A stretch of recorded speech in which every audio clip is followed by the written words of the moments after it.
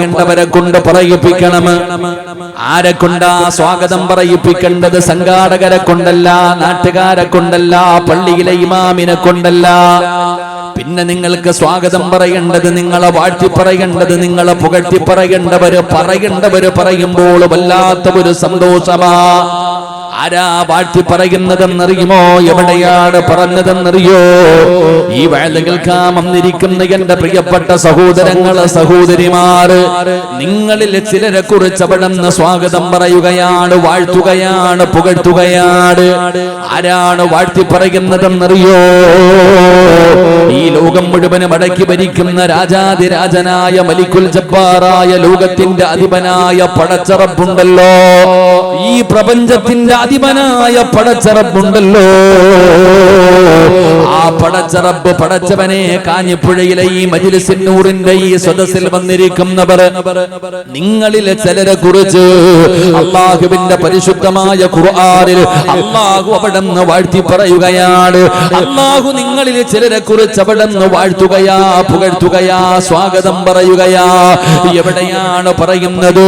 അല്ലാഹുവിന്റെ പരിശുദ്ധമായ ഖുർആൻ കാഞ്ഞിപ്പുഴ പള്ളിക്കകത്തിരിക്കുന്ന നിങ്ങളുടെ വീടിന്റെ അലമാരിക്കകത്ത് നിങ്ങൾ സൂക്ഷിച്ചു വെച്ചിരിക്കുന്ന 6600 പരം വരുന്ന ആയത്തുകളുള്ള 114 സൂക്തങ്ങളുള്ള അല്ലാഹുവിന്റെ പരിശുദ്ധമായ ഖുർആൻ, ഞാനും നിങ്ങളും ഹൃദയത്തിന്റെ ഉള്ളറകളിൽ ചുമന്നുകൊണ്ട് നടക്കുന്ന പരിശുദ്ധമായ ഖുർആൻ, നമ്മൾ ആദരിക്കുകയും ബഹുമാനിക്കുകയും ചെയ്യുന്ന പരിശുദ്ധമായ ഖുർആൻ, ആ വിശുദ്ധമായ ഖുർആനിനകത്ത് അല്ലാഹു സുബ്ഹാനഹു വ തആല ഈ സദസ്സിൽ ഇരിക്കുന്ന ചിലരെ കുറിച്ച് പറയുകയാ, നിങ്ങളെ കുറിച്ച് വാഴ്ത്തുകയാ, നിങ്ങളെ കുറിച്ച് പുകഴ്ത്തുകയാ, നിങ്ങളെ കുറിച്ച് സ്വാഗതം പറയുകയാ, നിങ്ങൾക്ക് സന്തോഷ വാർത്ത പറയുകയാണ്. അല്ലാഹു പരിശുദ്ധമായ ഖുർആനിനകത്ത് അല്ലാഹു നിങ്ങളെ കുറിച്ച് പറഞ്ഞതെന്തും ഖുർആനിനകത്ത് അല്ലാഹു നിങ്ങളെ കുറിച്ച് പറയുകയാ. എന്റെ പ്രിയപ്പെട്ടവരെ, അല്ലാഹു നിങ്ങളെ കുറിച്ച് അവിടുന്ന് വാഴ്ത്തുകയാണ്, പുകഴ്ത്തുകയാണ്. നിങ്ങളെ കുറിച്ച് അല്ലാഹു പറഞ്ഞതെന്തെന്നറിയോ? അല്ലാഹുവിനോട് എപ്പോ ദുആ ചെയ്താൽ സ്വർഗ്ഗം തരണേ എന്ന് ദുആ ചെയ്യുന്ന വാപ്പാ, എന്റെ പ്രിയപ്പെട്ട പെങ്ങളെ, അല്ലാഹുവേ എനിക്ക് സ്വർഗ്ഗം തരണേ എന്ന് ദുആ ചെയ്യുന്ന ഉമ്മമാരെ, ഈ വഅദ് കേൾക്കാൻ വന്നിരിക്കുന്ന നിങ്ങളിലെ ചിലരെ കുറിച്ച് അല്ലാഹുവിന്റെ പരിശുദ്ധമായ ഖുർആനിനകത്ത് അല്ലാഹു പറയുകയാ, നിങ്ങൾ ആരെന്നറിയോ? നിങ്ങൾ ആരെന്നറിയോ? നിങ്ങൾക്ക് ഞാൻ തരുന്ന പ്രതിഫലം എന്തെന്നറിയോ? ഉലൈക അസ്ഹാബുൽ ജന്ന ഹും ഫീഹാ ഖാലിദൂൻ. അല്ലാഹുവിന്റെ വിശുദ്ധമായ ഖുർആനിൽ അല്ലാഹു പറയുകയാ, നിങ്ങൾ കാലാകാലം അല്ലാഹുവിന്റെ സ്വർഗ്ഗത്തിന്റെ അവകാശികളാ. അതുകൊണ്ട് വഅദ് കേൾക്കാമെന്നവര്, നിങ്ങളുടെ പള്ളിയിലെ പ്രസിഡന്റ് ആയിരുന്ന പ്രിയപ്പെട്ട സഹോദരന്റെ ജനാസ കണ്ടവരാണല്ലോ, കൊണ്ടുപോയി ഖബറടക്കിയവരാണല്ലോ. എന്റെ പ്രിയപ്പെട്ടവരെ, അല്ലാഹുവിന്റെ പരിശുദ്ധമായ ഖുർആൻ ഇവിടെന്ന് പറയുകയാണ്, നിങ്ങൾക്ക് അല്ലാഹു തരുന്ന ഒരു മരണം എങ്ങനെയെന്നറിയോ? ഈ സദസ്സിലിരിക്കുന്ന അല്ലാഹുവിന്റെ പരിശുദ്ധമായ ഖുർആനിനകത്ത് അല്ലാഹു സ്വാഗതം പറഞ്ഞ, അല്ലാഹു ഇഷ്ടപ്പെട്ടവർക്ക് പടച്ചറപ്പ് കൊടുക്കുന്ന മരണം എങ്ങനെയെന്നറിയോ? ഇന്നല്ലദീന ഖാലൂ റബ്ബുനല്ലാഹ് സുമ്മ ഇസ്തഖാമൂ തതനസ്സലു അലൈഹിമുൽ മലായിക لا تخافوا ولا تحزنوا وابشروا بالجنة.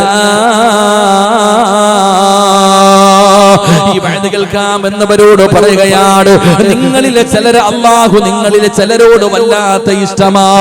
അല്ലാഹു അവരെ കുറിച്ച് സ്വാഗതം പറയുകയാ, അല്ലാഹു അവരെ വാഴ്ത്തുകയാണ്, അവരെ അല്ലാഹു പുകഴ്ത്തുകയാണ്. അവര് കാലാകാലം സ്വർഗ്ഗത്തിന്റെ അവകാശികളാണെന്ന് അല്ലാഹു തന്നെ പറഞ്ഞു തരികയാ. അവരുടെ മരണം എങ്ങനെയെന്നറിയോ? ഫകശഫിനാ അൻക ഗിതാഅക ഫബസറുക അൽയൗമ ഹദീദ്. ചെയ്ത് അല്ലാഹു നമ്മുടെ കണ്ണങ്ങ് തുറന്നു തരികയാണ്.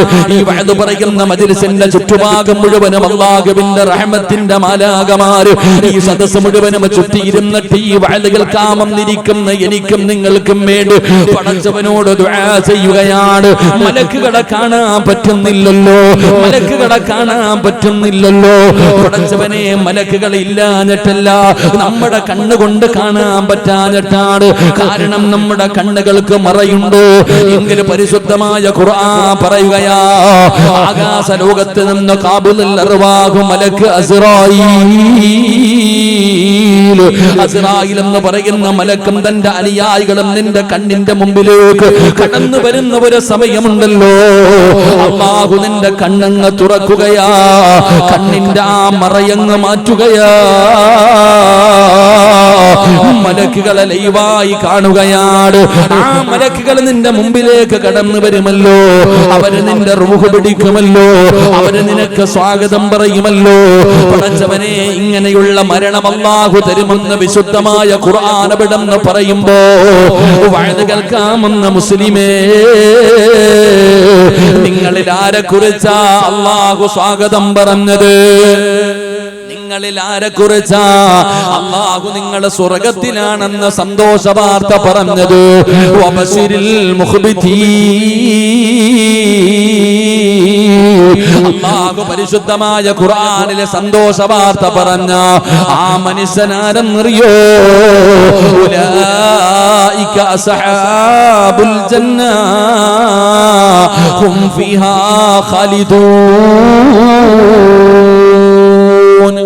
അല്ലാഹു വിശുദ്ധമായ ഖുർആനിനകത്ത് ഈ സദസ്സിലിരിക്കുന്ന നിങ്ങളിൽ ചിലരെ കുറിച്ച് അല്ലാഹു പറയുകയാ, നിങ്ങൾ സ്വർഗ്ഗത്തിന്റെ അവകാശികളാണ്, നിങ്ങൾ കാലാകാലം അല്ലാഹുവിന്റെ സ്വർഗ്ഗത്തിന്റെ അവകാശികളാണെന്ന് അല്ലാഹു വിശുദ്ധമായ ഖുർആനിൽ നിങ്ങളെ കുറിച്ച് പറഞ്ഞിട്ടുണ്ട്. അല്ലാഹു ആ കൂട്ടത്തിൽ നമ്മളെ പെടുത്തുമാറാകട്ടെ, അല്ലാഹു ആ കൂട്ടത്തിൽ നമ്മളെ പെടുത്തുമാറാകട്ടെ. ഒരു ആമീൻ പറയാൻ പോലും ശബ്ദമില്ലാത്ത നമ്മൾ അല്ലാഹു പെടുത്തുവോ എന്ന് നമ്മൾ തന്നെ ആലോചിക്കാം. അല്ലാഹു ആ കൂട്ടത്തിൽ നമ്മളെ പെടുത്തുമാറാകട്ടെ. ശബ്ദമൊക്കെ വേണമെങ്കിൽ വല്ല ജനറൽ ബോഡിയോ പൊതിയോ ഒക്കെ കൂടണം, ഇല്ലേപ്പാ? അപ്പോഴാണ് ഓരോ മനുഷ്യന്റെ ശബ്ദമൊക്കെ കേൾക്കുക. പടച്ചവനെ, അല്ലാഹു നമുക്ക് ഈമാൻ തരുമാറാകട്ടെ. അപ്പൊ അല്ലാഹു പരിശുദ്ധമായ ഖുർആനിൽ അല്ലാഹു സ്വാഗതം പറഞ്ഞ, അല്ലാഹു സന്തോഷ വാർത്ത പറഞ്ഞ അടിമ ആരാ? എന്തായാലും എന്റെ പ്രിയപ്പെട്ട സഹോദരങ്ങളെ, അല്ലാഹു ഇഷ്ടപ്പെടണം, അവരെ കുറിച്ചല്ലേ പറയത്തുള്ളൂ. ഇപ്പൊ ഈ സദസ്സിലിരിക്കുന്ന എല്ലാവരെ കുറിച്ചും അല്ലാഹു പറയില്ല, ചിലരെ കുറിച്ച്. അല്ലാഹു പരിശുദ്ധമായ ഖുർആനിലെ സ്വാഗതം പറഞ്ഞ ചില അടിമകളുണ്ട്. ആ അടിമകൾക്ക് ചില അടയാളം അല്ലാഹു തന്നെ പറയുന്നുണ്ട്. ഞാൻ പറയുന്ന ഈ അടയാളം നിങ്ങളിൽ ആർക്കെങ്കിലും ഉണ്ടെങ്കിൽ നിന്നെ കുറിച്ച് അല്ലാഹു ഖുർആനിൽ നീ സ്വർഗ്ഗത്തിലാണെന്ന് പറഞ്ഞത്. അല്ലാഹു ആ കൂട്ടത്തിൽ നമ്മളെ പെടുത്തുമാറാകട്ടെ, അല്ലാഹു ആ കൂട്ടത്തിൽ നമ്മളെ പെടുത്തുമാറാകട്ടെ. നമ്മുടെ ഇവിടെ ഉംറയ്ക്ക് വന്ന ഹബീബല്ലേ നിങ്ങൾ? അൽഹംദുലില്ലാഹ്, സുഖലങ്ക്. അല്ലാഹു ആഫിയത്തും ദീർഘായുസ്സും കൊടുത്ത് അനുഗ്രഹിക്കുമാറാകട്ടെ. അപ്പൊ അല്ലാഹു വിശുദ്ധമായ ഖുർആനിൽ സ്വർഗ്ഗത്തിലാണെന്ന് അല്ലാഹു പറഞ്ഞ ആ അടിമയ്ക്ക് എത്ര അടയാളമുണ്ട്? 4 അടയാളമുണ്ട്. അല്ലാഹു പഠിക്കാൻ ഭാഗ്യം തരുമാറാകട്ടെ. എത്ര അടയാളമുണ്ട്? എത്ര അടയാളമുണ്ട്? ഈ പറയുന്ന 4 സ്വഭാവം നിങ്ങൾക്ക് ആർക്കെങ്കിലും ഉണ്ടെങ്കിൽ നീ സ്വർഗ്ഗത്തിന്റെ അവകാശിയാണെന്ന് പത്തനാപുരംകാരൻ സിറാജ് അല്ല പറഞ്ഞത്, അല്ലയാ പറഞ്ഞത്. എവിടെയാ പറഞ്ഞത്? ഖുർആനില്. അല്ലാഹു നമ്മൾ ആ കൂട്ടത്തിൽ പെടുത്തുമാറാകട്ടെ, അല്ലാഹു ആ കൂട്ടത്തിൽ പെടുത്തുമാറാകട്ടെ. ഉറക്കൊരാമീൻ പറ. ഒക്കെ എൻ്റെ അടുത്ത് ദേഷ്യം വല്ല ഉണ്ടോ? ഉണ്ടാ? പിന്നെന്താ മസിൽ പിടിച്ചിരിക്കണേ? സുഖമല്ലേ എല്ലാവർക്കും? സുഖമല്ലേ? പറ ചങ്ങായിമാരെ, സുഖമല്ലേ? ആണില്ലേ? സുഖാണോ? ആ, സുഖമാണ്. വയലൊക്കെ കേൾക്കുന്നുണ്ട്, മാറ്റമൊന്നുമില്ല. ഒരാള് സുഖമാണോ എന്ന് ചോദിക്കുമ്പോ എന്താ? റഫീഖൊക്കെ വരുന്നേ ഉള്ളൂടെ, വലിയ പ്രവർത്തകന്മാരാ, അവസാനാ വരുന്നത്. ഒരാള് സുഖമാണോ എന്ന് ചോദിക്കുമ്പോ എന്താ മറുപടി പറയണ്ടേ? പറകാക്കന്മാരെന്താ മറുപടി പറയണ്ടേ? പിന്നെ നിങ്ങളാരും പറഞ്ഞില്ലല്ലോ. സുഖമാണോ എന്ന് ചോദിച്ചപ്പോ ഒരിക്കൽ നബി സല്ലല്ലാഹു അലൈഹി വസല്ലമ തങ്ങൾ മസ്ജിദുൻ നബവിയിൽ ഇരിക്കുമ്പോ ഒരു സഹാബി കയറി വന്നു. പള്ളിയിലേക്ക് കയറി വന്ന സ്വഹാബിയോട് നബി സല്ലല്ലാഹു അലൈഹി വസല്ലമ തങ്ങൾ ചോദിച്ചു, യാ ഫുലാൻ, ചങ്ങാതി നിനക്ക് സുഖമാണോ? ചങ്ങാതി പറഞ്ഞു, അൽഹംദുലില്ലാഹ് ഖൈർ റാഹത്ത്, അൽഹംദുലില്ലാഹ്. ആ മറുപടി കേട്ടപ്പോൾ തന്നെ നബി തങ്ങൾ പറഞ്ഞു, അല്ലാഹു നിനക്ക് ബർക്കത്ത് ചെയ്യട്ടെ, ദുആ ചെയ്തു. രണ്ടാമതൊരു ചങ്ങാതി പള്ളി കയറി വന്നു. ഓനോട് ചോദിച്ചു സുഖമാണോ? ഓൻ പറഞ്ഞു സുഖമാണെന്ന്. ആന്ന് പറഞ്ഞില്ലേ ഇപ്പൊ നിങ്ങള്? ഇതുപോലെ ആ ചങ്ങാതിയും പറഞ്ഞ ഖൈർ റാഹത്ത് സുഖാ നബിയെ. നബി തങ്ങളൊന്നും മിണ്ടിയില്ല. അപ്പൊ ഓൻ ആ സഹാബി തന്നെ ചോദിച്ചു എനിക്കെന്താ ദുആ ഇല്ലേ? ആദ്യം വന്ന ആളോട് ചോദിച്ച അതേ ചോദ്യം തന്നെ എന്നോട് ചോദിച്ചത്. അദ്ദേഹത്തിന് ബറക്കത്തിന് വേണ്ടി ദുആ ചെയ്തു, എനിക്കില്ലേന്ന്. അപ്പോഴാ നബി തങ്ങൾ പറഞ്ഞത് നീ ഒരു അൽഹംദുലില്ലാ പറഞ്ഞിരുന്നെങ്കിൽ എത്രയോ നല്ലതായിരുന്നു എന്ന് നബിയിനാ റസൂലുള്ളാഹി. അപ്പൊ ഇനി പറ സുഖമാണോ? അങ്ങനെ കേട്ടില്ല? അങ്ങനെ ഒരു ഇൽമു പഠിച്ചില്ലേ, ഒരറിവ് പഠിച്ചല്ലോ. ഇനി ചെയ്തോണം ജീവിതത്തിൽ. ആര് സുഖമാണെന്ന് ചോദിക്കുമ്പോൾ എന്ത് പറയണം? അൽഹംദുലില്ലാ. ആര് ചോദിച്ചാലും പറയണം അൽഹംദുലില്ലാ. കച്ചവടം ഉണ്ടോ? അൽഹംദുലില്ലാ. ഇല്ലെങ്കിലും പറയണം അൽഹംദുലില്ലാ. എന്തിനാ? ഉണ്ടെന്നും പറയണ്ട, ഇല്ലാന്നും പറയണ്ട. എടാ ഒരാള് ചോദിക്കുന്നു പടച്ചോനെ എങ്ങനെയുണ്ട് അബീബ കച്ചവടമൊക്കെ? അളിയ അടിപൊളി കച്ചവടം, കുഴപ്പമൊന്നുമില്ല, അടിപൊളിയായിട്ട് പോകുന്നു. അപ്പൊ ഈ കേക്കട ചങ്ങാതി വിചാരിക്കുക അല്ല കൊറോണ എല്ലാരെയും പിടിച്ച് ഇവനെ പിടിച്ചില്ല അല്ല. ആ ചങ്ങാതിയിലിപ്പോ പിന്നെ മുട്ട കുഴിച്ചിടാൻ നടക്കേണ്ട വരും. എന്തിനാ ആവശ്യമില്ലാത്ത മണിക്കേക്കണ? ഇനി ഒരാൾ നിന്നോട് ചോദിക്കുക എങ്ങനെയുണ്ട് ആമിന ജീവിതമൊക്കെ? മച്ചായിക്ക് പഴയതുപോലൊന്നും പറ്റണില്ല അല്ല, ആകെ പ്രശ്നമായി. ആയിഷ തകർന്ന് തരിപ്പടമായി. ആയിഷ പറയും അങ്ങനെ തന്നെ വേണം നിനക്ക്, മനസ്സിൽ സന്തോഷിക്കും. പക്ഷെ ഒരു അൽഹംദുലില്ലാ പറഞ്ഞാൽ അതിനകത്ത് ശുക്റുണ്ട്, അള്ളാഹുവിന് നന്ദി രേഖപ്പെടുത്തലുണ്ട്. അതുകൊണ്ട് നമുക്ക് നേട്ടമേ ഉള്ളൂ. അൽഹംദുലില്ലാ പറയാൻ പഠിക്ക്. അള്ളാഹു ഭാഗ്യം തരുമാറാകട്ടെ. അപ്പൊ സുഖമല്ലേ? സുഖമല്ലേ? കച്ചവടമൊക്കെ എങ്ങനെയുണ്ട്? ജീവിതമൊക്കെ എങ്ങനെയുണ്ട്? മക്കളൊക്കെ എങ്ങനെയുണ്ട്? അൽഹംദുലില്ലാ. ഇത് മാത്രം പറഞ്ഞാൽ മതി, അതിനകത്ത് എല്ലാം ഉണ്ട്. അള്ളാഹു നിലനിർത്തി തരുമാറാകട്ടെ. അപ്പൊ ഒരറിവ് പഠിച്ചിട്ട് ചെയ്തില്ലെങ്കിൽ അതിന് വേറെ കിട്ടും കേട്ടാ. ഇപ്പൊ ഒരു അറിവ് പഠിച്ചു, അൽഹംദുലില്ലാ. ഇത് നമ്മൾ ജീവിതത്തിൽ ചെയ്തില്ലെങ്കിൽ ഇത്രയും നാളത്തെ പോലല്ല, ഇനി അടുത്തത് പുറത്തൊരെണ്ണം കൂടുതലൊന്ന് കിട്ടും. അള്ളാഹു കാത്തിരക്ഷിക്കുമാറാകട്ടെ. എന്റെ പ്രിയപ്പെട്ട സഹോദരങ്ങളെ, അള്ളാഹുവിന്റെ വിശുദ്ധമായ ഖുർആൻ, ആ പരിശുദ്ധമായ ഖുർആനിൽ അള്ളാഹു സ്വാഗതം പറഞ്ഞ, അള്ളാഹു വാഴ്ത്തി പറഞ്ഞ ഹും ഫീഹാ കാലാകാലം അല്ലാഹുവിന്റെ സ്വർഗ്ഗത്തിന്റെ അവകാശികളാണെന്ന് അല്ലാഹു ഖുർആനിലൂടെ സന്തോഷ വാർത്ത പറഞ്ഞ അവർക്ക് ആ അടിമകൾക്കുള്ള 4 ഗുണങ്ങൾ അല്ലാഹുവിന്റെ ഖുർആൻ എവിടെന്ന് പറയുകയാ. ഒന്നാമത്തെ അടയാളം എന്തെന്നറിയോ? ഈ പറയുന്ന അടയാളങ്ങൾ എന്റെ പൊന്നു സിയാദ് കങ്ങളൊന്ന് കേറിയിരി. നിങ്ങൾ ഇങ്ങനെ കറങ്ങി നിങ്ങളൊക്കെ പരിപാടി വെച്ചിട്ട് നിങ്ങൾ കറങ്ങി ഇറക്കുക. സിയാദ് 2 സിയാദ് ഉണ്ട്, പിന്നെ ഒരു ചങ്ങായി ഉണ്ട്, നിസാമുണ്ട്. ഇവരൊക്കെ വലിയ പ്രവർത്തകന്മാർ. അൽഹംദുലില്ലാ. അല്ലാഹു ആഫിയത്തുള്ള ദീർഘായുസ്സ് കൊടുക്കുമാറാകട്ടെ. നെടുന്തൂണുകൾ അൽഹംദുലില്ലാ. സമസ്തയുടെ പുതിയ സ്ഥലമൊക്കെ മേടിച്ചില്ലേ അപ്പാ? ആസ്ഥാനം അല്ലേ? അൽഹംദുലില്ലാ. അല്ലാഹുവിന്റെ പരിശുദ്ധമായ ഖുർആൻ, ആ ഖുർആനിനകത്ത് അല്ലാഹു സുബ്ഹാനഹു വ തആല സ്വാഗതം പറഞ്ഞ അടിമകൾക്ക് 4 അടയാളമുണ്ട്. ഈ പറയുന്ന 4 സ്വഭാവം നിങ്ങളിൽ ആർക്കെങ്കിലും ഉണ്ടെങ്കിൽ അല്ലാഹു നിങ്ങളെ കുറിച്ചാണ് പരിശുദ്ധമായ ഖുർആനിൽ നിങ്ങൾ സ്വർഗ്ഗത്തിലാണെന്ന് പറഞ്ഞത്. സംഘാടകരല്ല പറഞ്ഞത്, പള്ളിക്കമ്മിറ്റിയല്ല പറഞ്ഞത്, നാട്ടിലെ കാരണവന്മാരല്ല പറഞ്ഞത്, പള്ളിയിലെ ഖതീബല്ല പറഞ്ഞത്, പ്രവാചകന്മാരല്ല പറഞ്ഞത്, തങ്ങന്മാരല്ല പറഞ്ഞത്.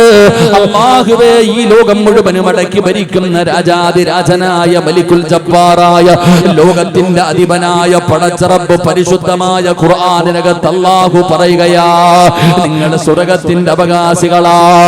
ആ സ്വർഗ്ഗത്തിന്റെ അവകാശികൾക്ക് ഉള്ള സ്വഭാവം എന്താണെന്ന് അല്ലാഹുവിന്റെ ഖുർആൻ എവിടെന്ന് പറയുകയാ. അവർക്കുള്ള സ്വഭാവം എന്തെന്നറിയോ? അവരുടെ അടയാളം എന്തെന്നറിയോ? അല്ലാഹുവിന്റെ ഖുർആൻ പറയുന്നു, അല്ലദീന ഇദാ ദുകിറല്ലാഹു വജിലത് ഖുലൂബുഹും. ഒന്നാമത്തെ അടയാളം എന്തെന്നറിയോ? ഒന്നാമതായിട്ട് അല്ലാഹുവിന്റെ പരിശുദ്ധമായ ഖുർആൻ എവിടെന്ന് പറയുകയാ. അവർക്കുള്ള ഒന്നാമത്തെ അടയാളം അല്ലദീന ഇദാ ദുകിറല്ലാഹ്, അവർക്ക് അല്ലാഹുവിനെ വല്ലാത്ത പേടിയാണോ? അവർക്ക് അല്ലാഹുവിനെ വല്ലാത്ത ഭയമാണോ? പടച്ചവനെ, ഈമാനുള്ള ഒരു മനുഷ്യനെ കുറിച്ച് പരിശുദ്ധമായ ഖുർആൻ എന്ന് പറയുകയാ. ഈമാനുള്ള ഒരു മനുഷ്യനെ നിങ്ങൾക്ക് കാണണോ? കാഞ്ഞിപ്പുഴയിലെ പടച്ച റബ്ബിനെ പേടിച്ച് ജീവിക്കുന്ന ഒരു മനുഷ്യനെ നിങ്ങൾക്ക് കാണണോ? അവന്റെ അടയാളമായിട്ട് അല്ലാഹുവിന്റെ പരിശുദ്ധമായ ഖുർആൻ പറയുകയാണ്. അല്ലാഹുവിന്റെ പരിശുദ്ധമായ ഖുർആൻ പറയുകയാ, ഇന്നമൽ മുഅ്മിനൂന അല്ലദീന ഇദാ ദുകിറല്ലാഹു വജിലത് ഖുലൂബുഹും വഇദാ തുലിയത് അലൈഹിം ആയാതുഹു സാദത്തുഹും ഈമാനാ വഅലാ റബ്ബിഹിം യതവക്കലൂൻ. ഒരു യഥാർത്ഥ മുഅ്മിനായ ഒരു മനുഷ്യന്റെ മുമ്പിൽ പടച്ച റബ്ബിന്റെ പേര് പറയപ്പെട്ടാൽ, അല്ലാഹയെ കുറിച്ച് പറയപ്പെട്ടാൽ, വജിലത് ഖുലൂബുഹും, അവന്റെ ഹൃദയങ്ങൾ കിടുകിടാ വിറയ്ക്കുകയാണ്, അവന്റെ കൈകാലുകൾ വിറയ്ക്കുകയാണ്, അവന്റെ കണ്ടടങ്ങൾ നിറഞ്ഞു ഒഴുകുകയാണ്. ജീവിതത്തിൽ ചെയ്തു പോയ പാപങ്ങൾ മുഴുവനും പടച്ച റബ്ബിന്റെ മുമ്പിൽ ഏറ്റുപറഞ്ഞുകൊണ്ട് പശ്ചാത്തപിച്ചുകൊണ്ട് തൗബ ചെയ്തുകൊണ്ട് അവൻ അല്ലാഹുവിലേക്ക് മടങ്ങുമെന്ന് പരിശുദ്ധമായ ഖുർആൻ എന്ന് പറയുമ്പോ വഅദ കേൾക്കാമെന്ന മുസ്ലിമേ, നമ്മളിൽ ആർക്കെങ്കിലും അല്ലാഹനെ കുറിച്ചുള്ള ഭയമുണ്ടോ? നമ്മളിൽ ആർക്കെങ്കിലും അല്ലാഹനെ കുറിച്ചുള്ള പേടിയുണ്ടോ? അല്ലാഹനെ കുറിച്ചുള്ള പേടി എനിക്കോ നിങ്ങൾക്കോ ഉണ്ടെങ്കിൽ അല്ലാഹു ഖുർആനിലൂടെ സ്വർഗ്ഗത്തിന്റെ അവകാശിയാണെന്ന് അല്ലാഹു ഖുർആനിൽ പറഞ്ഞ ആ അടിമയുടെ ഒന്നാമത്തെ അടയാളം അവൻ അല്ലാഹനെ വല്ലാത്ത പേടിയാ. എന്റെ പ്രിയപ്പെട്ട മുസ്ലിമേ, നമ്മളിൽ ആർക്കാണോ അല്ലാഹനെ പേടിയുള്ളത്? അല്ലാഹനെ പേടിയുള്ളത് ഏത് മനുഷ്യനാണ്? ഏത് വാപ്പയ്ക്കാണ്? ഏത് ചെറുപ്പക്കാരനാണ്? ഏത് ഉമ്മ പെങ്ങൾക്കാണ് അല്ലാഹനെ പേടിയുള്ളത്? അല്ലാഹനെ പേടിയുണ്ടായിരുന്നെങ്കിൽ നമ്മൾ ഇങ്ങനെ ജീവിക്കില്ലായിരുന്നു, നമ്മൾ അല്ലാഹനെ മറന്നു നടക്കില്ലായിരുന്നു, നമ്മൾ അഹങ്കാരികളും അധികാരികളുമാകില്ലായിരുന്നു. പടച്ചുറപ്പേ, നമുക്കിന്ന് തെറ്റ് ചെയ്യാൻ പേടിയില്ലല്ലോ, പാപം ചെയ്യാൻ പേടിയില്ലല്ലോ. പടച്ചവനെ, പേടിയൊക്കെ നഷ്ടപ്പെട്ടു പോയല്ലോ. കള്ളു കുടിക്കാൻ പേടിയായിരുന്നടോ, വ്യഭിചരിക്കാൻ പേടിയായിരുന്നടോ, പലിശ പേടിക്കാൻ പേടിയായിരുന്നടോ. ഒരു പാപം ചെയ്യുമ്പോ നമുക്കൊക്കെ വല്ലാത്ത ഭയമുണ്ടായിരുന്ന ഒരു കാലമുണ്ടായിരുന്നു. ഇന്നെല്ലാം അറിയില്ലോ. നന്മ ചെയ്യുന്നവനും തിന്മ ചെയ്യുകയാണ്. നന്മയും തിന്മയും ഒരുപോലെ ചെയ്യുന്നവർ പടച്ച റബ്ബിനെ കുറിച്ചുള്ള ഭയമില്ലല്ലോ, അല്ലാഹനെ കുറിച്ചുള്ള പേടിയില്ലല്ലോ. എന്റെ പ്രിയപ്പെട്ടവർ, അല്ലാഹനെ കുറിച്ചുള്ള പേടിയാ നമുക്ക് വേണ്ടത്, അല്ലാഹനെ കുറിച്ചുള്ള ഭയമാ നമുക്ക് വേണ്ടത്. ഹൃദയത്തിനകത്തേക്ക് അല്ലാഹ് കേറണമടാ ചെറുപ്പക്കാരാ, വഅദ കേൾക്കാമെന്ന പെങ്ങളെ. ഹൃദയത്തിനകത്തേക്ക് പടച്ച റബ്ബ് കേറണം പെങ്ങളെ, അല്ലാഹ് കേറണം മോളെ. അല്ലാഹ് കേറിക്കഴിഞ്ഞാ പിന്നെ നീ ആരാണെന്നറിയോ? ഒരാൾ ഹൃദയത്തിനകത്തേക്ക് പടച്ച റബ്ബ് കേറിക്കഴിഞ്ഞാൽ, എന്റെ പ്രിയപ്പെട്ട പെങ്ങൾക്ക് ഏറ്റവും കൂടുതൽ ഇഷ്ടമുള്ള ചരിത്രമാണ് മഹാനായ യൂസുഫ് നബി അലൈഹിസ്സലാം. ഈജിപ്തിന്റെ രാജകുമാരിയായ സുലൈഖ ബീബി റളിയല്ലാഹു തആല അൻഹാ. പെണ്ണുങ്ങൾക്കൊക്കെ ഏറ്റവും ഇഷ്ടപ്പെട്ട ചരിത്രമാണ് സുലൈഖയുടെ ചരിത്രം. ആ പാട്ട് കേൾക്കുമ്പോ ഏത് പെണ്ണുമൊന്ന് മൂളിപ്പോകുമല്ലോ. എങ്കിലും പെങ്ങളെ, അല്ലാഹു ഹൃദയത്തിനകത്ത് കയറിയ ഒരാളുടെ ഹൃദയത്തിനകത്തേക്ക് പടച്ച റബ്ബ് കയറി കഴിഞ്ഞാൽ എന്താണ് മാറ്റം വരുന്നതെന്നറിയോ? പടച്ചവനെ, ഈജിപ്തിന്റെ രാജകുമാരിയായ സുലൈഖ ബീബി റളിയല്ലാഹു തആല അൻഹാ, യൂസുഫ് എന്ന് പറയുന്ന ചെറുപ്പക്കാരൻ തന്റെ കൊട്ടാരത്തിന്റെ മണിയറയ്ക്കകത്തേക്ക് വിളിച്ചു കയറ്റുകയാണ്. യൂസുഫ് എന്ന് പറയുന്ന ചെറുപ്പക്കാരൻ സുലൈഖയുടെ മണിയറയ്ക്കകത്ത് കയറി വന്നപ്പോ അവിടുന്ന് സുലൈഖ വാതിലടയ്ക്കുകയാ.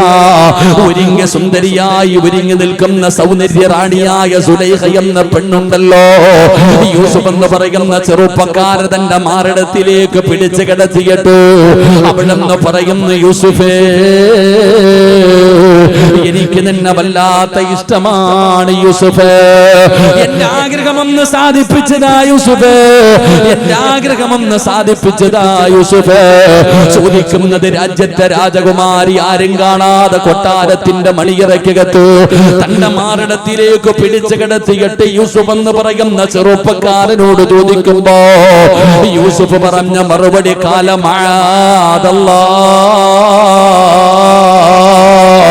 സുലൈഖ,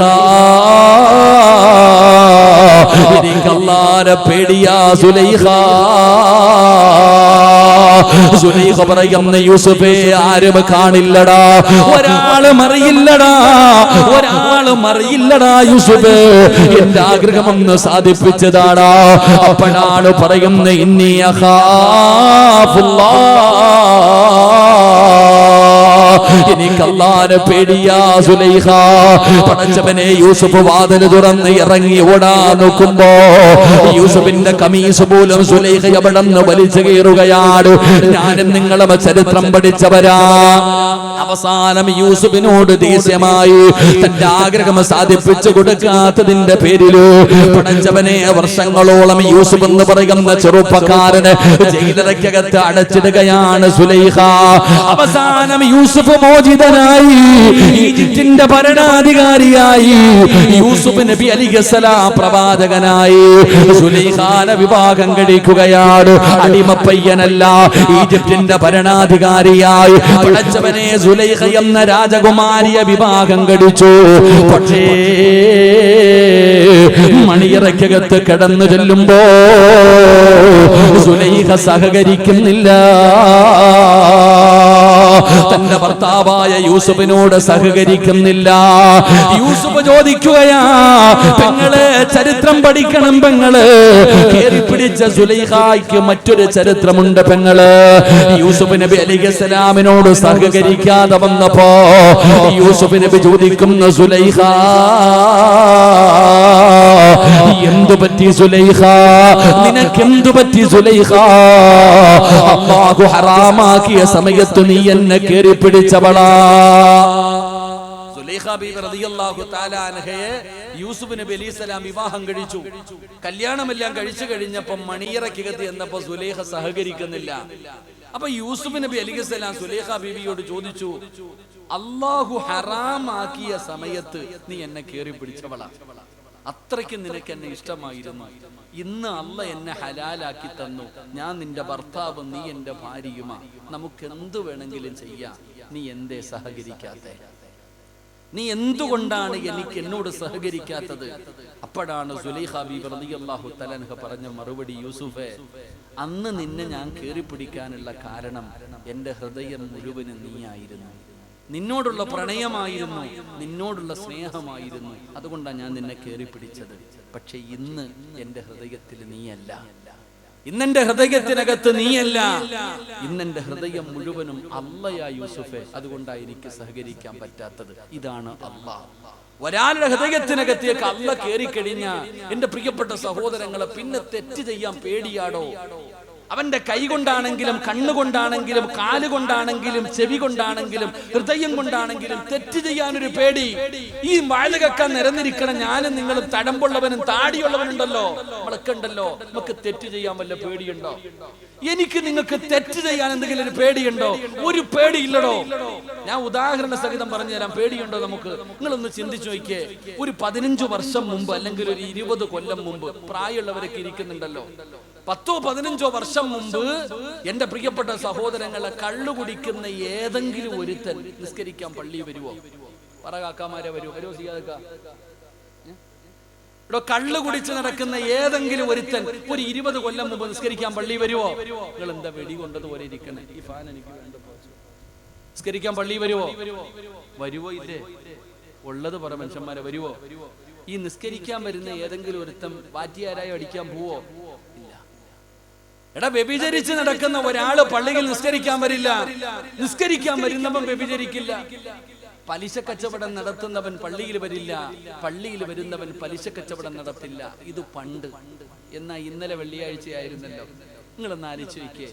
എടാ, കള്ളും കുടിക്കും, നിസ്കരിക്കാൻ പള്ളിയിലും വരും. അല്ലാഹു ഈമാൻ തരുമാറാകട്ടെ. വരൂല്ലേ? വരൂല്ലേ? കള്ളും കുടിക്കും, പേവെള്ളം അടിച്ച് കിടക്കുകയും ചെയ്യും, നിസ്കരിക്കാൻ പള്ളിയിൽ വരും. ഒരു പേടിയില്ല സഹോദര. വ്യഭിചരിച്ച് നടക്കുന്നവൻ കമ്മിറ്റി ഓഫീസിൽ കയറിയിരിക്കും പള്ളി പരിപാലിക്കാൻ. അള്ളാഹു കാക്കുമാറാകട്ടെ. ആമീൻ പറ. അള്ളാഹു കാക്കുമാറാകട്ടെ. പള്ളി പരിപാലിക്കുന്നവന്റെ ക്വാളിറ്റി എടുത്ത് നോക്കിയാൽ ഇതൊക്കെ കാണും. പടച്ചവനെ പലിശ കച്ചവടം, പിന്നെ അതൊക്കെ പോകട്ടെ. നിങ്ങൾ പള്ളിയിലെ ഖതീബ് ദുആ ചെയ്യും. പള്ളിയിലെ ഖതീബ് ദുആ ചെയ്യുമ്പോ ആമീൻ പറയാറുണ്ടോ? ശബ്ദം വല്ലതും കേൾക്കുന്നുണ്ടോ? പള്ളിയിൽ ദുആ ചെയ്യുമ്പോ ആമീൻ കേൾക്കാറില്ല. ഉസ്താദിന് തന്നെ തോന്നും, അല്ല ഞാൻ ആർക്കാ അല്ല ഇത് ദുആ ചെയ്യണേ. അല്ലാഹു കാക്കുമാറാകട്ടെ. ഞാന് പഠിച്ചിറങ്ങിയിട്ട് ജോലി ചെയ്യുമ്പോ എന്നെ ഒരു മരിച്ച വീട്ടിൽ വിളിച്ചു. 3-7 ഞാൻ എപ്പോഴും ഇങ്ങനെ പറയാറുണ്ട്. 3-7 ഒരു മരണ വീട്ടിൽ എന്നെ വിളിച്ചു. ഞാൻ അവിടെ പോയിട്ട് യാസീനൊക്കെ ഓതി. ഞാനും ഉണ്ട്, ഒരു ഉസ്താദുണ്ട്. നിങ്ങൾ രണ്ടുപേരും കൂടെ പോയിരുന്ന ഒരു യാസീനൊക്കെ ഓതി ദുആ ചെയ്യാൻ സമയമായപ്പോ വിളിക്കുക. ദുആ ചെയ്യാറായി. കാക്ക വാ, കാക്ക ദുആ ചെയ്ത ഉസ്താദെ, ദുആ ചെയ്ത ഉസ്താദെ. ഇവരിങ്ങനെ പറയുന്നുണ്ട്, എന്നോട് പറയുന്നു ദുആ ചെയ്തോളാം. അപ്പൊ എന്റെ കൂടെ ഉള്ള ചങ്ങാതി വിളിക്കണ, കാക്ക ദുആ, നിങ്ങൾ ദുആ ചെയ്തോളാം. ഇയാൾ നെയ്ച്ചോറ് വിളമ്പിക്കൊണ്ടിരിക്കുക അവിടെ. കുറെ നേരമായിട്ടും ആരും വരുന്നില്ല ആമീൻ പറയാൻ. ഞാൻ യാസീൻ ഓതിയിട്ട് കാത്തിരിക്കുക. അവസാനം ദുആ ചെയ്യാൻ പറഞ്ഞപ്പോ ഞാൻ ദുആ ചെയ്തു, അല്ലാഹുവേ ഈ ഓതിയ യാസീനിന്റെ പ്രതിഫലം എന്റെ അത്താടെ ഖബറിലേക്ക് എത്തിച്ചേക്കണേ അല്ലാഹ്. കാരണം അവർക്ക് ആർക്കും വേണ്ട. ആമീൻ പറയാൻ ആ വീട്ടുകാർ ആരും വരുന്നില്ല. അപ്പൊ ഞാൻ പറഞ്ഞു, പഠിച്ചവനെ എന്റെ വാപ്പാടെ ഖബർ. എന്റെ അടുത്തിരുന്ന ഉസ്താദ് നോക്കി, ഇദ്ദേഹത്തിന്റെ കുടുംബത്തിൽ ആരെങ്കിലും മരിച്ചിട്ടുണ്ടെങ്കിൽ അവിടെ കൊടുക്കണേ പഠിച്ചവനെ. ഞാൻ ദുആ ചെയ്തു. ഇതുപോലെ പള്ളിയിലെ ഖതീബ് ആ പാവം ദുആ ചെയ്തിട്ട് ഇങ്ങനെ നോക്ക, ആരും ആമീനില്ല. അങ്ങനെ യാദൃശികമായിട്ട് ഒരു ദിവസം നോക്കുമ്പോ വലിയ ആമീൻ കേൾക്കുന്നുണ്ട്. ആമീനിന്റെ ശബ്ദം. ഉസ്താദിന് തന്നെ അത്ഭുതം, ആരാ അല്ലാഹ് ഇത്? ഒന്നാമത്തെ സഫില് ഒരു സഹോദരൻ 2 കൈയും ഉയർത്തിപ്പിടിച്ചിട്ട് ആമീൻ ആമീൻ. ഉസ്താദിന് ഉഷാറായി. അല്ലാഹുവേ നീ നല്ല മരണം കൊടുക്കണേ അല്ലാ, ആമീൻ. സ്വർഗം തരണേ അല്ലാ, ആമീൻ. ഉസ്താദ് ദുആ ചെയ്യുന്നുണ്ട്, ഈ ചങ്ങായി ആമീൻ പറയുന്നുണ്ട്. ഉസ്താദ് ഇവനെ ഒന്ന് നല്ലതുപോലെ നോക്കി. 2 കൈയും ഉയർത്തിപ്പിടിച്ചിട്ട് ആമീൻ പറയണ ഈ ചങ്ങാതിയെ നല്ലതുപോലെ നോക്കിയപ്പോ അവന്റെ പോക്കറ്റിന്റെ അകത്ത് ഇരിക്കുന്നുണ്ട്, നാളെയാണ് ഓണ ബമ്പർ. പടച്ചവനെ ശനിയാഴ്ച ബമ്പർ ലോട്ടറിയും പോക്കറ്റിൽ വെച്ചിട്ടാ ഈ പഹയൻ ആമീൻ പറയുന്നത്. അള്ളാഹു നമ്മളെ കാത്തിരക്ഷിക്കുമാറാകട്ടെ. ഒന്ന് ആലോചിക്കേ എവിടെ എത്തിയെന്ന്. എടോ, നന്മയും തിന്മയും ഒന്നുപോലെ ചെയ്യാ. പള്ളിയിലെ ഖതീബിന് വെള്ളിയാഴ്ച ദിവസം കള്ളുകുടിയെ കുറിച്ച് പ്രസംഗിക്കാൻ പറ്റുമോ? വ്യഭിചാരത്തെ കുറിച്ച് പ്രസംഗിക്കാൻ പറ്റുമോ? പലിശയെ കുറിച്ച് പ്രസംഗിക്കാൻ പറ്റുമോ? ഉസ്താദ് പ്രസംഗിച്ച പള്ളിക്കകത്തിരിക്കുന്നവൻ പറയും, ഇന്ന് നമുക്കിട്ടാടാ താങ്ങുന്നതെന്ന്. കാരണം എല്ലാം അതിനകത്തുണ്ട്, എല്ലാരും അതിനകത്തുണ്ട്. പേടിയില്ല. പണ്ടങ്ങനല്ല. എന്റെ പ്രിയപ്പെട്ട സഹോദരങ്ങളെ, പാപം ചെയ്യാൻ ഇന്ന് പേടിയില്ലടോ. എല്ലാരും തെറ്റുകൾ ചെയ്യുകയാണ്. നിസ്കരിക്കുന്നവനും കള്ളു കുടിക്കുന്നു, നിസ്കരിക്കുന്നവനും വ്യഭിചരിക്കുന്നു, നിസ്കരിക്കുന്നവനും പാപം ചെയ്യാൻ പേടിയില്ലടോ. എന്റെ പ്രിയപ്പെട്ടവർ, അല്ലാഹുവിനെ കുറിച്ചുള്ള ഭയം അവിടെ നിന്ന് നഷ്ടപ്പെട്ടു പോവുകയാണ്. എന്റെ പ്രിയപ്പെട്ടവരെ, ഹറാമായ വഴിയിലൂടെ സഞ്ചരിക്കുകയാ.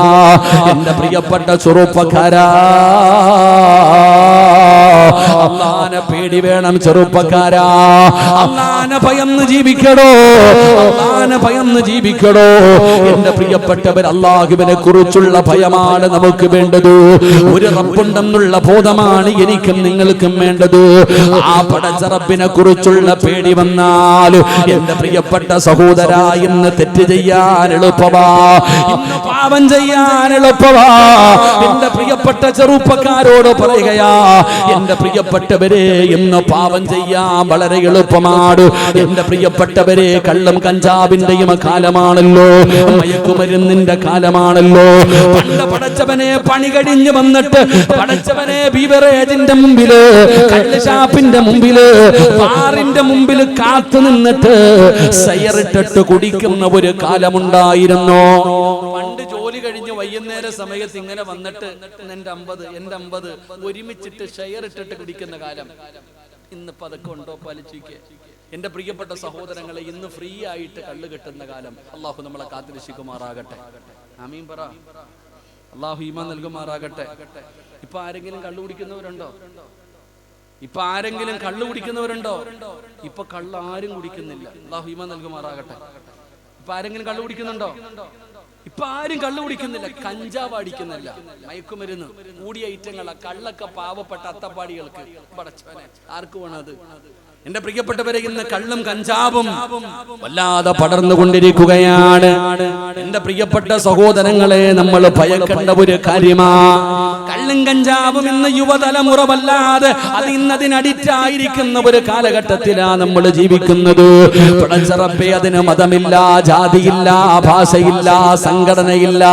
എന്റെ പ്രിയപ്പെട്ടവരെ, കഴിഞ്ഞ വെള്ളിയാഴ്ചയാണ് ആലുവ എന്ന് പറയുന്ന സ്ഥലത്ത് 5 വയസ്സുള്ള ഒരു പൊന്നുമോള, ഒരു ക്രൂരൻ, ഒരു കാട്ടാളനായ ഒരു മനുഷ്യന് 5 വയസ്സുള്ള ഒരു പെൺകുട്ടിയെ വളരെ നിഷ്ഠൂരമായ രീതിയിൽ ബലാത്സംഗം ചെയ്ത് കൊന്നുകളഞ്ഞല്ലോ ഒരുത്തൻ. നിങ്ങളൊന്ന് ആലോചിച്ച് നോക്കിയേ, 5 വയസ്സുള്ള ഒരു പെൺകുട്ടി, 5 വയസ്സുള്ള ഒരു പെൺകുട്ടിയെ വളരെ ക്രൂരമായ രീതിയിൽ, സുബ്ഹാനല്ലാഹ്, ഉൾക്കൊള്ളാൻ പോലും പറ്റാത്ത രീതിയിൽ വളരെ നിഷ്ഠൂരമായിട്ട് ഒരുത്തൻ കൊന്നുകളഞ്ഞല്ലോ. എന്റെ പ്രിയപ്പെട്ട സഹോദരങ്ങളെ, അവൻ അങ്ങനെ കൊന്നുകളഞ്ഞപ്പോ അത് നമ്മൾ മനസ്സിലാക്കേണ്ട ഒരു കാര്യം, അവൻ ലഹരിക്ക് അടിമയായിരുന്നു എന്നുള്ളതാ. അതുകൊണ്ടാണ് അവൻ അങ്ങനെ ചെയ്യാൻ കഴിയുന്നത്. കുറച്ചു ദിവസം മുമ്പാണ് തൃശ്ശൂർ ജില്ലയിൽ വൈലത്തൂർ എന്ന് പറയുന്ന സ്ഥലത്ത് എന്റെ പ്രിയപ്പെട്ട സഹോദരങ്ങളെ, തന്റെ മാതാവിന്, തന്റെ ഉപ്പ മരണപ്പെട്ടു പോയി. തന്റെ ഉമ്മ രണ്ടാമതൊരു വിവാഹം കഴിച്ചു വിട്ടപ്പോൾ തന്നെ പൊന്നുപോലെ വളർത്തിയ ഉപ്പുപ്പയെയും ഉമ്മുമ്മയെയും പടച്ചവനെ കഴുത്തു കോഴി അറുക്കുന്നത് പോലെ കഴുത്തറുത്തു കൊന്നുകളഞ്ഞില്ലേ ഒരുത്തൻ. ഒന്ന് ആലോചിച്ച് നോക്കിയേ. നല്ലതുപോലെ പഠിപ്പിച്ച കണ്ടവര് പറയുന്നു, കോഴി അറുത്തിട്ടതുപോലെ കഴുത്ത് മുറിച്ചെടുത്തിരിക്കുക. എന്തിന്റെ പേരിൽ? ലഹരി ഉപയോഗിക്കാൻ പൈസ ചോദിച്ചിട്ട് കൊടുക്കാത്തതിന്റെ പേരിൽ. മൂവാറ്റുപുഴ ഭാഗത്തല്ലേ രണ്ട് ചെറുപ്പക്കാര് ബൈക്ക് കൊണ്ടുവന്നിട്ട് റോഡ് ക്രോസ് ചെയ്യുന്ന ഒരു പെൺകുട്ടി ഇടിച്ചു മറിച്ചത്. എന്ത് സ്പീഡ് കൂടുതൽ, ലഹരി അടിച്ചിട്ട്. ഇവിടെ പരിസരമല്ലേ മാവേലിക്കര, 6 വയസ്സുള്ള ഒരു പെൺകുട്ടിയെ മഴുവിന് വെട്ടിക്കൊന്നില്ലേ. എന്റെ പ്രിയപ്പെട്ടവരെ, നിങ്ങളിവിടെ ചോദിക്കും, ഇവർക്ക് ആർക്കും ജാതിയില്ല, ജാതിയും മതവുമല്ല. എന്റെ പ്രിയപ്പെട്ടവരെ, ഭാഷയില്ല, സംഘടനയില്ല. എന്റെ പ്രിയപ്പെട്ടവരെ, നമ്മൾ ഇവരുടെയൊക്കെ ചരിത്രം എടുത്തു നോക്കുമ്പോൾ അടിസ്ഥാനപരമായി ഇവർക്കുള്ള ഒന്നാമത്തെ കാര്യം, ഇവരെല്ലാവരും ലഹരിക്കടിമയായിരുന്നു. ഇവളെല്ലാവരും കള്ളിനും കഞ്ചാവിനും അടിമയാണ്. പടച്ചറപ്പേ, യുവതലമുറ എന്നതിന്റെ പുറകിലാ. ആൺകുട്ടികൾ മാത്രമല്ല, പെൺകുട്ടികൾ വരെയുന്ന കള്ളു കുടിക്കുന്ന കാലമാ. പണ്ട് ആണുങ്ങൾ മാത്രമായി അടിക്കുക, ഇപ്പൊ പെണ്ണുങ്ങൾ അടിക്കാൻ തുടങ്ങി. നിങ്ങളൊക്കെ പത്രങ്ങളിലൂടെ വായിച്ച 7ാം ക്ലാസ്സിൽ പഠിക്കുന്ന 12 വയസ്സുള്ള ഒരു പെൺകുട്ടി പറയുകയാ, ഞാൻ അടിച്ചിട്ടുണ്ട്, എന്റെ കൂടെയുള്ള 20 കുട്ടികളെ എനിക്കറിയാം. 12 വയസ്സുള്ള കുട്ടി പറയുകയാ. എന്റെ പ്രിയപ്പെട്ട സഹോദരങ്ങളെ, പെൺകുട്ടികൾ പോലും ഇന്നലെയോ മെലഞ്ഞാന്നോ വാട്സപ്പിൽ ഒരു വീഡിയോ കണ്ടു. ബർത്ത്ഡേ ആഘോഷത്തിന്റെ ഒരു വീഡിയോ. പടച്ചവനെ, നമ്മളൊന്ന് ആലോചിച്ച് വെക്കേ. കള്ളോ എന്തോ പൊട്ടിക്കുന്നുണ്ട് ആ കുട്ടി. കുട്ടിക്കുന്നതിനിടയിൽ എല്ലാവരുടെ ഗ്ലാസ്സിൽ ഒഴിച്ചു കൊടുത്തു. മഫ്തയൊക്കെ ഇട്ട് നല്ലപോലെ തലയൊക്കെ തുണിയൊക്കെ ചുറ്റിക്കെട്ടിയ പെൺകുട്ടി. എല്ലാവരും കുടിക്കാൻ ഗ്ലാസ്സിൽ എടുക്കുമ്പോൾ അത് പറയുന്നുണ്ട്, ഹറാമ ഹറാമ ഹറാമ. ഒന്ന് ആലോചിക്കേ, എവിടെ എത്തി നിൽക്കും നമ്മുടെ സമുദായം. എന്റെ പ്രിയപ്പെട്ടവരെ, കള്ളിനും കഞ്ചാവിനും അടിമയായിരിക്കുകയാ. എന്റെ പ്രിയപ്പെട്ട ചെറുപ്പക്കാരോട് പറയുന്നു, മോനെ, കുടിക്കല്ലേടാ ചെറുപ്പക്കാരാ. കൂടെ പഠിക്കുന്ന കൂട്ടുകാര് പറയുകയാ, ഒന്നെങ്കിലും ഒരു വായെങ്കിലും എന്ന് പറയുന്ന ഒരു മനുഷ്യനുണ്ടായിരുന്നു. സാധാരണ ഒരു മനുഷ്യനല്ല, പടച്ചവനെ പേടിച്ച് ജീവിച്ചിരുന്ന ബർസീസ എന്ന് പറയുന്ന മഹാനിന്റെ ചരിത്രം അറിയുമല്ലോ. പടച്ചറപ്പേ, ഒറ്റയ്ക്ക് കൂടാരം കെട്ടിയിട്ട് രാവും പകലും ബർസീസ പടച്ചറപ്പിന് ഇബാദത്ത് ചെയ്തുകൊണ്ടിരിക്കുകയാ. അപ്പോഴാണ് ഇബ്ലീസ് ഒരു മഹാന്റെ രൂപത്തിൽ കടന്നു വരുന്നത്. ഇബ്ലീസ് ഒരു മഹാന്റെ രൂപത്തിൽ കടന്നു വരികയാണ്. ബർസീസയുടെ കൂടാരത്തിൽ വന്നിട്ട് ചോദിക്കുന്നു, എനിക്ക് കൂടെ താമസിക്കാൻ അനുവാദം തരുമോ? എനിക്ക് കൂടെ ഇബാദത്ത് ചെയ്യാൻ അനുവാദം തരുമോ? ബർസീസ അനുവാദം കൊടുക്കുകയാണ്. 3 ദിവസം രാവും പകലും ഭക്ഷണം കുടിക്കാതെ, വെള്ളം കുടിക്കാതെ ബർസീസയുടെ റൂമിനകത്ത് നിന്നുകൊണ്ട് ഇബ്ലീസ് നിസ്കരിക്കുകയാ. ഭക്ഷണം കഴിക്കുന്നില്ല, ഉറങ്ങുന്നില്ല, ഒരു നിമിഷം പോലും മാറുന്നില്ല.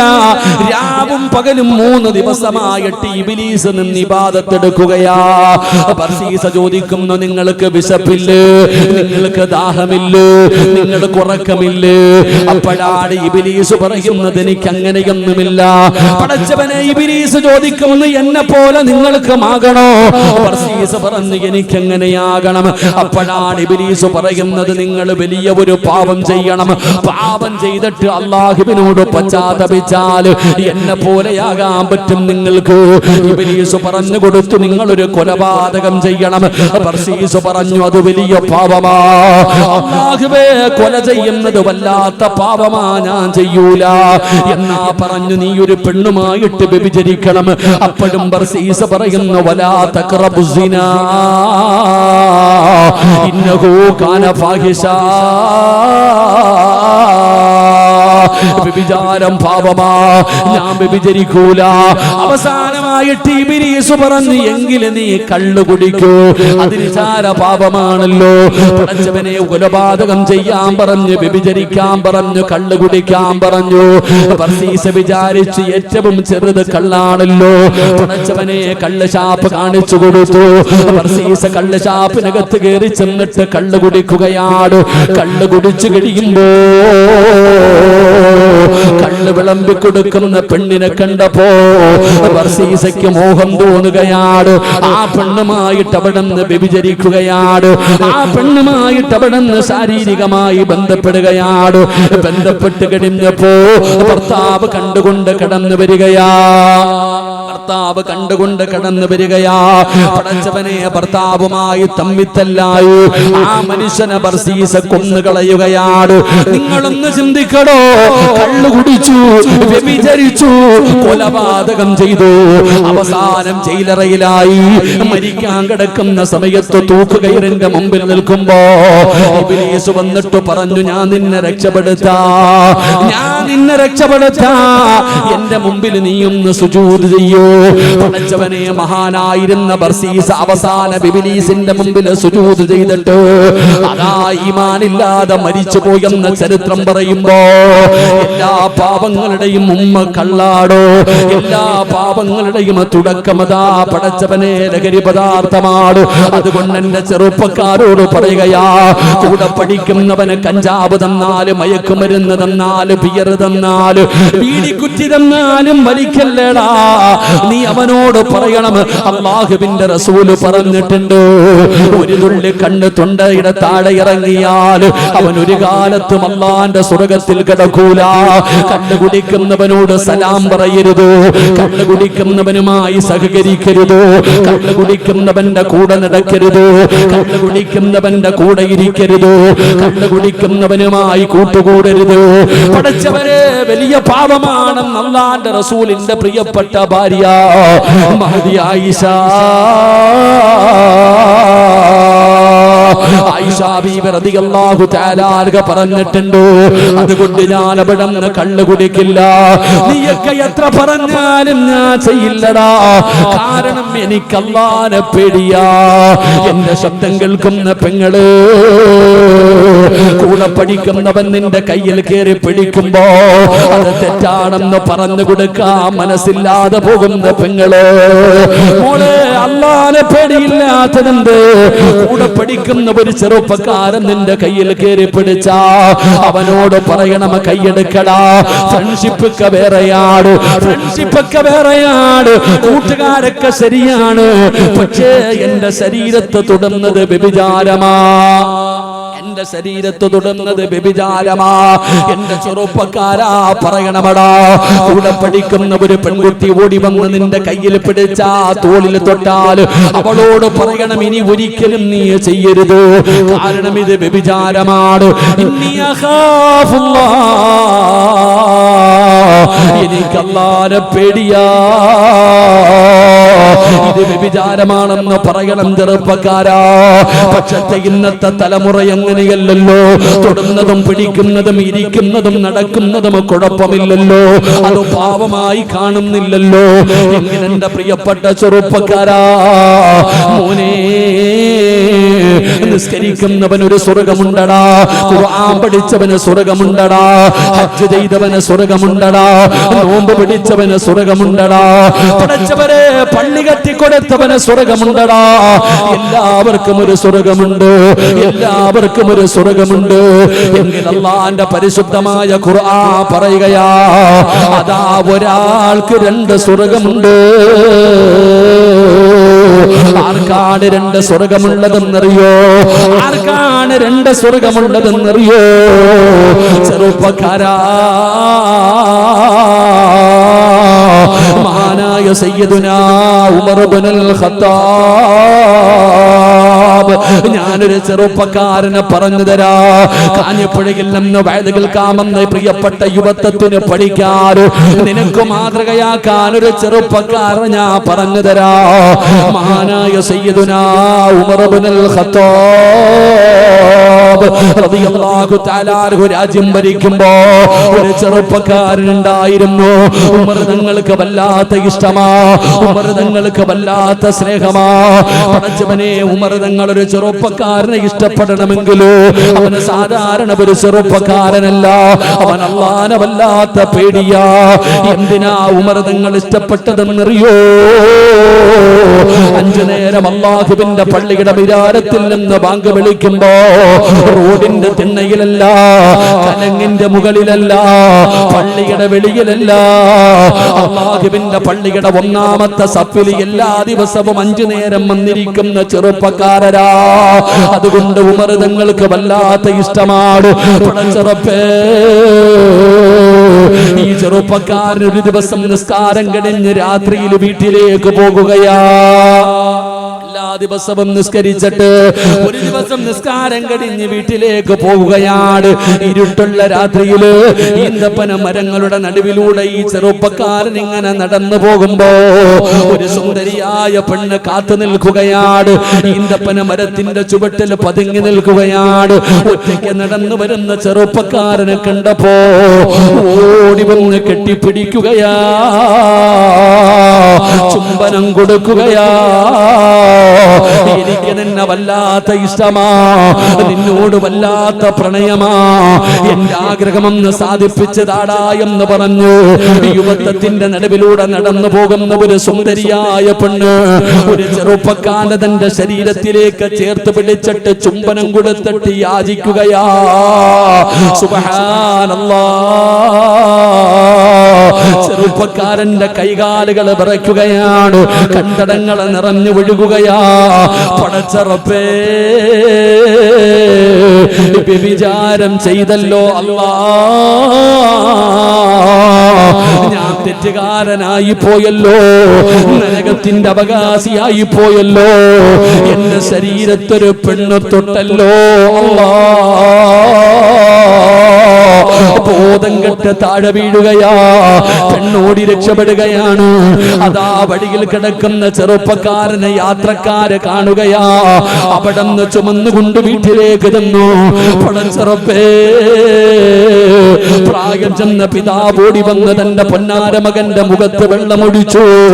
ബോധം തിരിച്ചു വന്നപ്പോ ഉപ്പ ചോദിക്കുന്നു, എന്ത് പറ്റി മോനെ?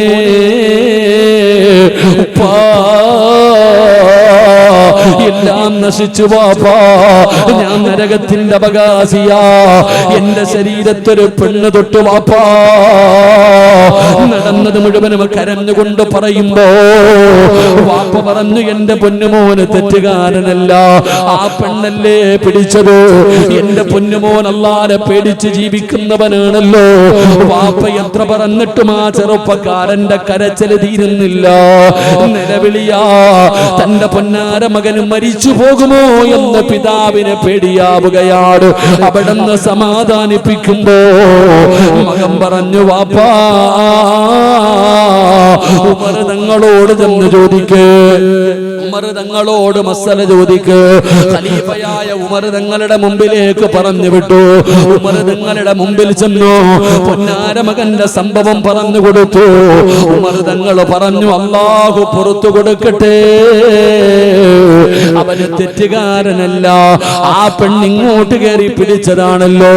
വാപ്പയ്ക്ക് വലിയ സന്തോഷമായി. തന്റെ പൊന്നാര മകനോട് ഇത് പറയാ. വീട്ടിലേക്ക് വരുമ്പോ കാണുന്ന രംഗമെന്തെന്നറിയുമോ? യുവത്തവേ, നെഞ്ച് പൊട്ടികെട്ട് മരിച്ചു പോയടാ ചെറുപ്പക്കാരാ. ഒരു പെണ്ണെന്നെ തൊട്ടല്ലോ, ഞാൻ നരകത്തിലാണല്ലോ, അള്ളാനോട് കണക്ക് പറയണമല്ലോ. പേടിച്ച് പേടിച്ചവിടെ നിന്ന് നിലവിളിച്ച് മരിച്ചു പോയടാ ചെറുപ്പക്കാരാ. ഈ ചെറുപ്പക്കാരന്റെ ഖബർ കൊണ്ട് ജനാസ കൊണ്ട് ഖബറടക്കുകയാ. ജനാസ ഖബറടക്കിയിട്ട് ആ ഖബറിന്റെ ചാരത്തിരുന്നിട്ട് ഉമർ തങ്ങൾ ഓതിയ ആയത്തേതെന്നറിയോ? വലിമൻ ഖാഫ മഖാമ റബ്ബിഹി ജന്നതാൻ.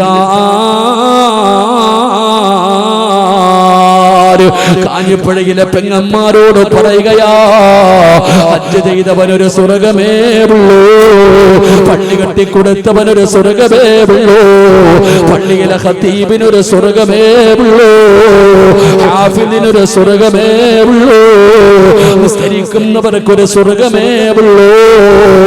കൂടെ പഠിക്കുന്ന ഒരുത്തൻ നിന്റെ ശരീരത്തെ തൊടുമ്പോ ഇത് വ്യഭിചാരമാടാ, ഇത് പാപമാടാ. ഇന്നി അഖാഫുല്ലാഹ്, ഞാൻ അല്ലാഹനെ പേടിക്കുന്നവനാടാ, എനിക്ക് പടച്ച റബ്ബിനെ പേടിയാ. കൂടെ പഠിക്കുന്നവന് മയക്കുമരുന്ന് തരുമ്പോ, കഞ്ചാവ് തരുമ്പോ, ഒന്ന് പുകയ്ക്കടാ, ഒന്ന് വലിക്കടാ, ബിയറൊന്ന് കുടിക്കടാ എന്ന് പറഞ്ഞ് നിന്നെ വിളിക്കുമ്പോ അവനോട് പറഞ്ഞു കൊടുക്കണം, മിന്നീ അഖാഫുല്ലാഹ്, എനിക്ക് അല്ലാഹനെ പേടിയാ, എനിക്ക് അല്ലാഹനെ പേടിയാ. അങ്ങനെ പറഞ്ഞ അല്ലാഹു നിനക്ക് 2 സ്വർഗം തരുമെന്ന് അല്ലാഹുവിന്റെ വിശുദ്ധ ഖുർആൻ.